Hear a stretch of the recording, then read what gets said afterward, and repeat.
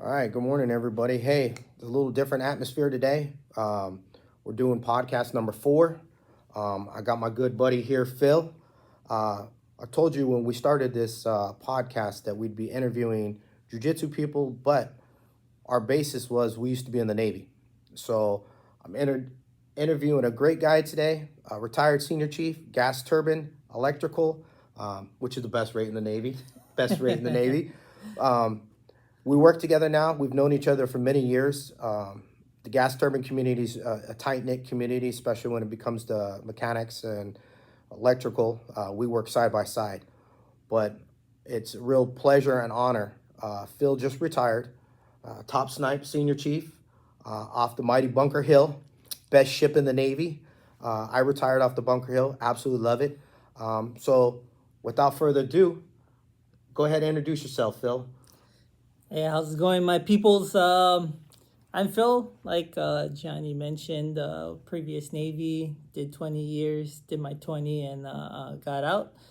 It was a tough decision, but it is a decision that involved my family. So uh, definitely definitely had to do it. In any case, it is what it is, and don't regret it. A little bit about myself. I'm from originally from Honolulu, Hawaii. Um, Filipino.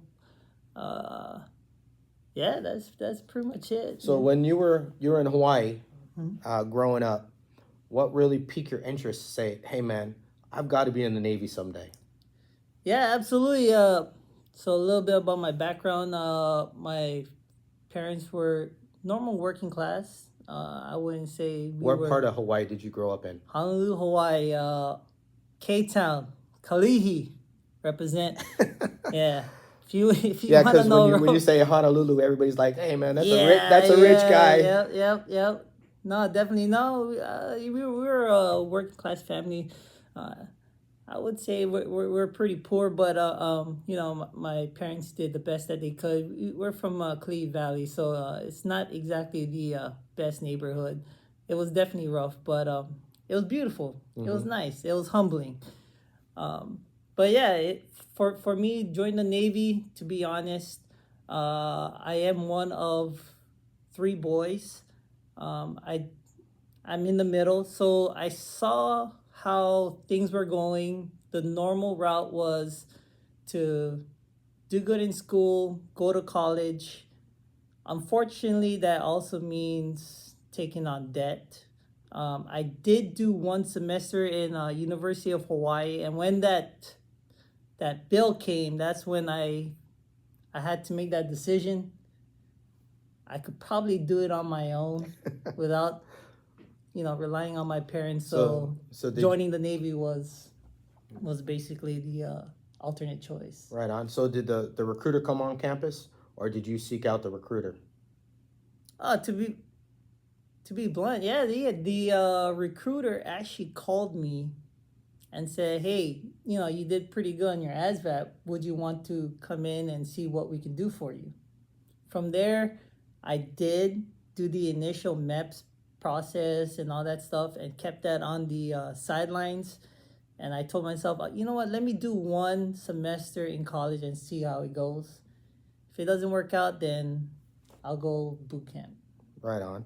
So when you went through that transition and you started transition from Hawaii and you went to boot camp in Chicago, I did. what I was did. what I could tell you what my first night was. Let me tell you, see how similar our stories are, Oh, because my first night is a lot of you probably say, "Hey, man, he's wearing a Seattle hat, but he's about to talk to Oakland." So I actually grew up in the Bay Area, but I moved to Seattle when I was in high school. So joined the Navy in Seattle, but shipped out of Oakland. But growing up in California, we all know one of two things: you're wearing Vans, you have a windbreaker on, a T-shirt, and a pair of jeans, and that's how the winter is over here in California. So when I got to Chicago that first night, it was 0 degrees, negative 80 oh, wind chill factor in December of '94. I freaked out. I was like, what the heck did I do? I was like, snow.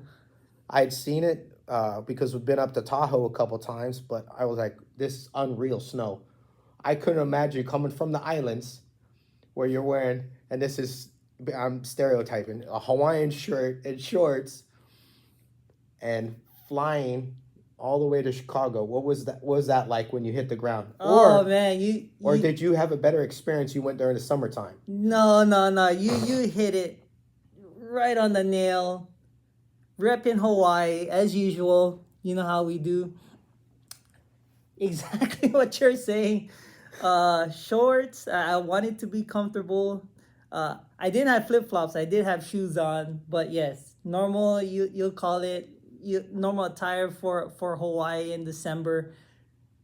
But I went there in January, the middle, or I would say probably the peak of winter in Chicago. What year was this? 04, Oh, 2004, January. Exactly what you're saying. I stepped out the plane. I said, "What did I get into?" And crap, I don't have good change of clothes in my backpack. So you called it. I put on every single item, change clothes that I had in my backpack, and it didn't suit me well. I could tell you that much. I saw snow as high as 4 feet high, and I was like, "Oh man, please get me in and processed. I need more clothes. I need more clothes." But I don't know how your P days was. The first thing they gave us was Smurfs. yep, The yep. just hoodie 94 into 95. Yeah, we were Smurfs too. yeah, it was just a hoodie and pajama, those pajama pants. And when they say that Chicago's the windy city, yeah, that was still not proper attire for that time frame, and they made us go outside in that. Oh yeah. Unbelievable, I, but experience nonetheless. So. oh yeah, I remember my first experience that we put on our Smurf uniform, which was basically a sweatsuit. And when I went in late of 94, you had to have your own tennis shoes. They didn't supply tennis shoes at the time. So I went out and bought some good running shoes. I'm in tennis shoes. I'm in sweats. It's in December. And they're marching us in a single file line because I went to the 900 company. And we're marching. And I hear the RDCs just screaming at people. And I'll never forget this the rest of my life. They yell out. They got them all formed up on the grinder there. And I hear this half right, face, drop. And they're Oh, doing okay. push-ups in the snow on the grinder. And I was like, oh my goodness gracious, man, I hope that's not me. Fast forward 2 weeks later, guess who was face down in the snow? This guy, the whole company, all 80 of us, before people started getting asthma, but it was crazy. So, similar story, both dumbasses, West Coast guys, trying to go to Chicago. So, let's take a step back for a minute. What made you choose GSE, being an electrician, gas turbine guy? Uh, I don't know if this story is similar to everyone out there, but normally you'd go to a recruiter, basically lines up, asks you, try to align you with the job perspective that you were hoping to. But like any high schooler, I didn't know what I wanted to get into. All I knew was engineering was what I wanted to do. Because as Filipinos, I wasn't gonna make it as a nurse. I wasn't gonna make it. I knew that I Man, you didn't wasn't. want to be a corpsman, bro? Oh my! You know what? As much as I did, I could hear the echoes of my parents and all that stuff in my head. I was like, you know what? I will. I don't think I'm gonna make it as in the medical field. So engineering was where it was. I was actually very interested in cars at the time. Yep. Fast and the Furious was still coming out at those Oh times. man, that was hot back Yeah, then in yeah, '04. Oh man. Yep. And Hawaii was a big tune, import tuning scene, but as time went by, that kind of phased out. But it was still big back then. So yeah, I decided to go into engineering, and blindly, I just told the recruiter, I just want to do something mechanical, something electrical. I don't know what to choose. And when I went to MEPS, they said, "Hey, your recruiter said GSE." And like any teenager, I said, "Okay, sure, why not?" So blindly took the job. But I'll tell you what, being a gas turbine electrical, I think mechanical's better. But being electrical, if I had it to do all over again, I would have become a GSE, because the smartest GSEs, like my buddy here, Phil, know both mechanical and electrical. And how he came up, we had a similar acquaintance that taught him very well. So you chose GSE. We're both freezing in Chicago, 10 years apart. So let's fast forward a little bit. You get through your first ship, you make that transition. Now you're first class. You found out you made chief, okay? Which was one of the greatest things that ever happened to me, was putting those anchors on. But everybody has a different view and a different experience when they put on anchors. So when you found out that you made chief petty officer and you're going to be a GSEC, what was some of the things that you were thinking about, and some of the goals that you had? So let's just start with, what were your initial reactions when you found out, oh man, I made it to the show, I'm a chief now, I'm going to be in the mess? Expectations what got me. I mean, I was trying to figure out, how do I make my junior sailors happy? How am I going to survive? And how do I meet the expectations of a chief's mess?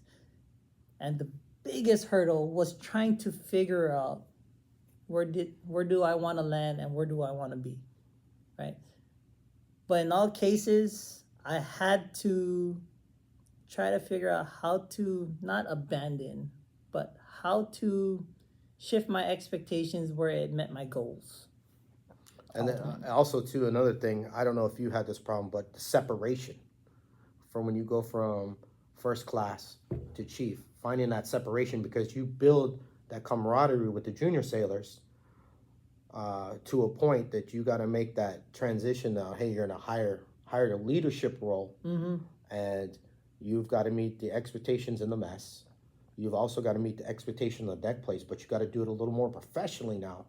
And I know for me, that was kind of a little bit of a sticking point, but I got it real quick, because you have to get it real quick. Was that a similar experience with you? Yes and no. So I would say the only situational difference was that I was a new check-in. I was still considered a new check-in when I went to the Bunker Hill. Yeah, that's right. Yeah. I was still a new check-in, so I didn't establish much of a relationship yet with my work center. I was a first class, and I was trying to take it head on. So in that moment, as trying to take the LPO spot, I already kind of delineated my expectations and where I was gonna be at, what I promised to my junior sailors as a first class. And then, as you know, I was there only for a couple of months, and then found out I made chief. Oh yeah, that's right. Yep, that's right. Yep. So as soon as I made chief, that's where, I'm not saying I had to abandon what I promised. However, I had to approach it differently. Yeah, approach is how you approach things in life. Sometimes you've got to alter that just a little bit, but it's the same approach, but in a different manner. Absolutely. And those habits are hard to die, right? You're so quick to grab that tool bag and fix everything, and grab your junior sailors and see if you can find that relationship where they'll follow you to the T. But it was different. Yeah. It was different. When you're a chief, you're expected not to grab that tool bag anymore. No, it's no more grabbing that tool bag. It's leading your people. And showing them how to grab that tool bag and teach other people. Absolutely. So it's basically doing work without using your hands. Yeah. It is straight leadership and teaching, and what you invested in your junior sailors to do the things that you would have otherwise done. Most definitely. Yeah. So now you're a chief petty officer. Fast forward a couple years later, you make that leap, that awesome leap, and you're a senior chief now. And then you make another great milestone in your career. You become the top snipe of the mighty Bunker Hill. The mighty Bunker Hill. So with that transition, what was your expectations, and what did you do different advice doing as a chief, or did you just do it the same but better? Ooh, that's a good question. I had to really reflect on that one. So I picked up and had to take the top snipe position during COVID. Ooh, those were Yeah. some challenging days because I was not in anymore when COVID hit, but I know that when I was on IRAT, we had to travel to Japan and interacting with the ship, and the dynamics was a bit challenging from the civilian side. I couldn't imagine it from the military side because of just the time, the sickness. I don't know. It was interesting. It definitely wasn't. It was super challenging. So, um, just for context, I was already on the Bunker Hill for 5 years. I Wow. was expected to cycle out and be replaced, and then go ahead and I was looking forward to shore duty. However, because COVID hit, things had to change, and I got extended for another 2 years. Oh wow. Right. So, to your question, it was actually easy for me to transition because I've already made my reputation. I've People already knew how I worked and how I responded to a lot of things. Not only that, but we did 5 great years of just hard work. And what a lot of people don't realize about hard work is it creates this camaraderie that is insanely powerful, right? When you share the same sorrows, the same challenges, the same blood, sweat, and tears, it forges a type of relationship that you can't do just by just coming on board. Yeah, that camaraderie is built real well in the mess, but it's also too on the deck plates because I hate to say this, but the Bunker Hill was an older ship, Mm-hmm. and an older ship comes with challenges, a lot of challenges with the engines and electronics. When you put a bunch of new uh, equipment on old equipment and try to combine them together, a lot of times it's a lot of challenges. But that's when you're at midnight and you're the top snipe, ensuring that your chief and your first class are down in the engine room doing their job. It builds teamwork, builds camaraderie, like Phil said. Yeah. So because of that, transitioning to top snipe wasn't much of an issue for me.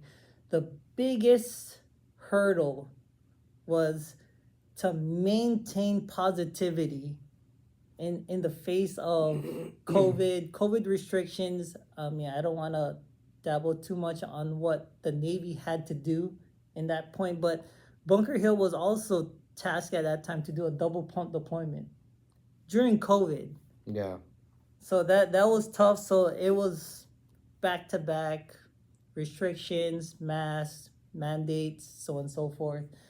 So for me, I just had to somehow find that positively. And one thing I still use today: always find a reason to smile. Yep. That's a good thing, man.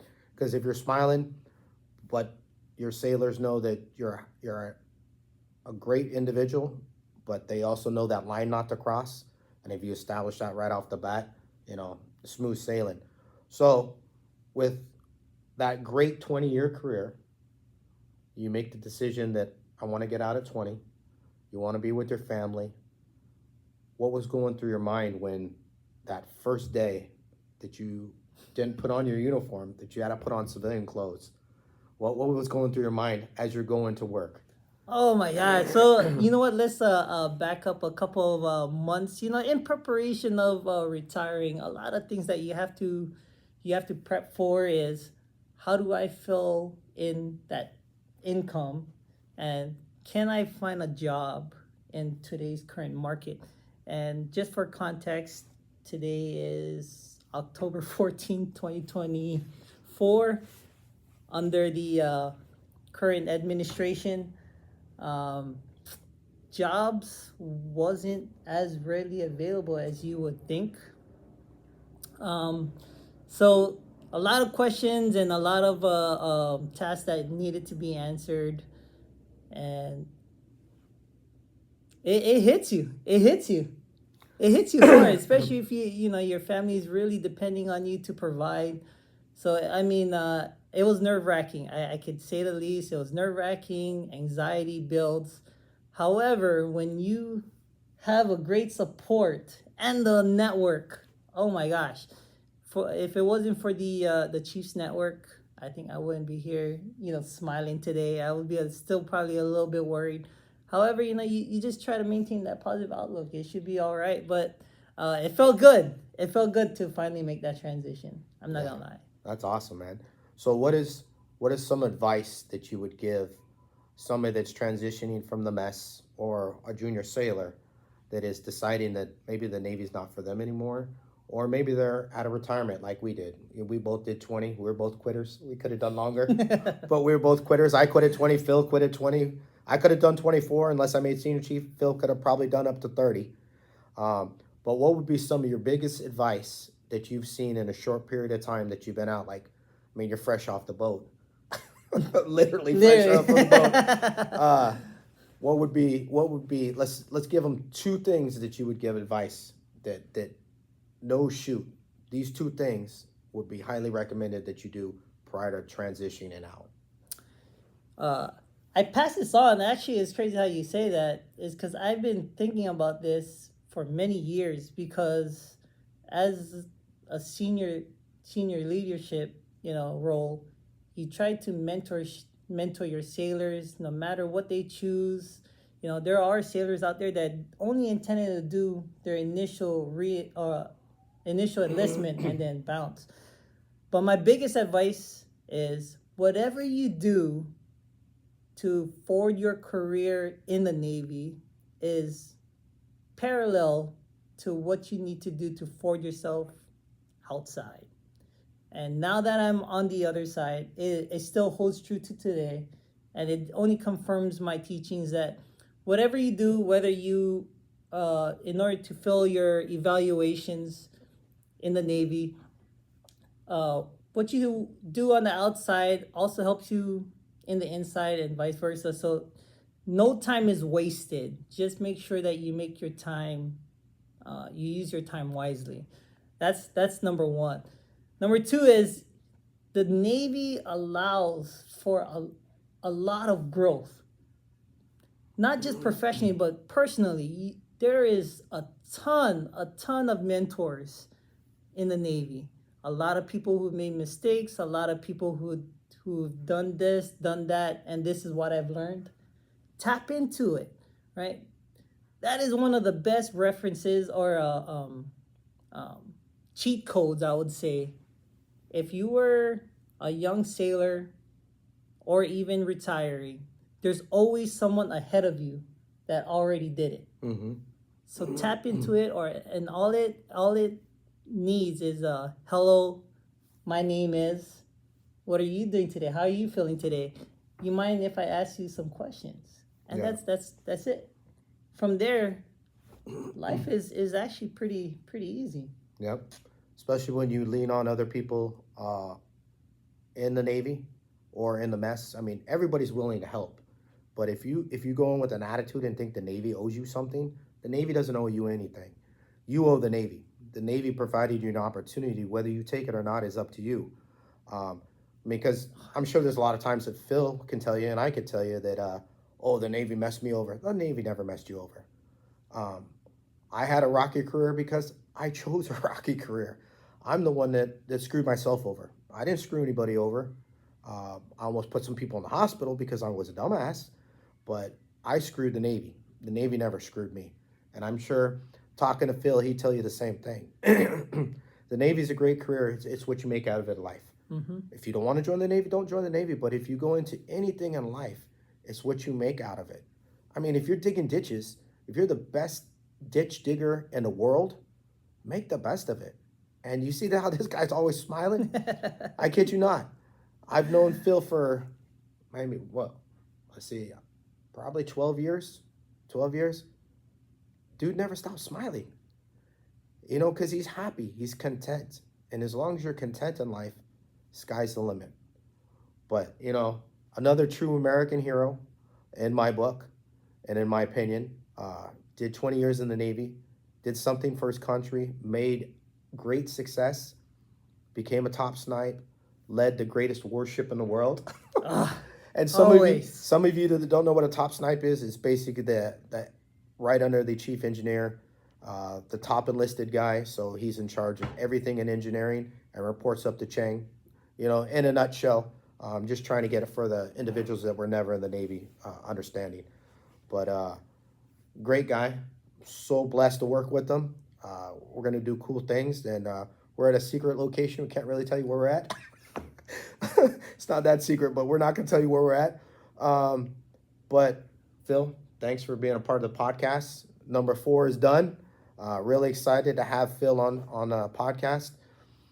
Don't forget the people in IB. Don't forget East Bremerton Liquor Store. They've actually changed the name. It's now East Bremerton Liquor Store Company. They've gotten so big since they've been sponsoring us. It's just outrageous. They've got new logos and everything. Legit. I'm pretty proud of them. And it's also good to do a podcast where I'm not sweating all over the place and I'm not wearing my gi. But you guys have a great day. It's an amazing Monday. Today is Columbus/Indigenous People Day. Remember, don't hate the country. The country's provided everything for you.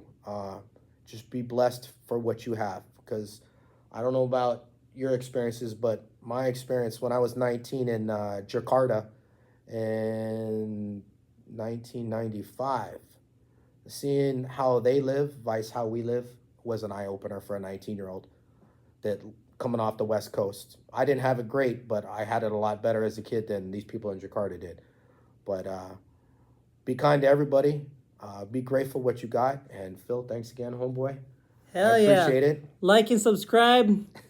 Get this guy let me come back. Like and subscribe. Phil, Booyah. you definitely be back, homeboy. Thank you, brother.